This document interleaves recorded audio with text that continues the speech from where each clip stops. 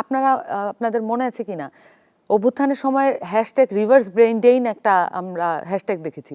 এক একটা হ্যাশট্যাগের নিচে 20-30 হাজার কমেন্ট, এবং প্রত্যেকটা কমেন্ট ঢুকলে আমরা দেখতে পাচ্ছি যে বিভিন্ন ডায়াসপোরা, আমাদের ছাত্ররা যারা বিভিন্ন দেশে পড়াশোনা করছেন, তারা সকলে দেশে আসতে চান।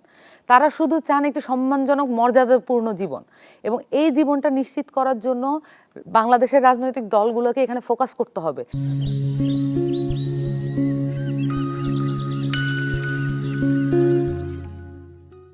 তাদেরকে ওই স্বপ্নটা দেখাতে হবে এবং এই জায়গায় বাংলাদেশের কাঠামো চেঞ্জের কথা বলতে হবে, যাতে করে এই মানুষগুলো যারা বিভিন্ন বিদেশের বিভিন্ন জায়গায় পড়াশোনা করছেন এবং প্রবাসী যারা নিজেদের শ্রমটা দিচ্ছেন, তাদেরকে এখানে নিয়ে আসার জন্য তাদের পরিকল্পনা প্রয়োজন। আমরা এগুলো দেখছি না। আমরা চাই যে সামনে যে নির্বাচন হবে, ম্যানিফেস্টোতে তারা এগুলোতে ইনক্লুড করবেন। নতুন যে রাজনৈতিক দল আসবে তাদের প্রতি আহ্বান থাকবে, তারা এই বিষয়গুলোকে অবশ্যই ফোকাসে আনবেন।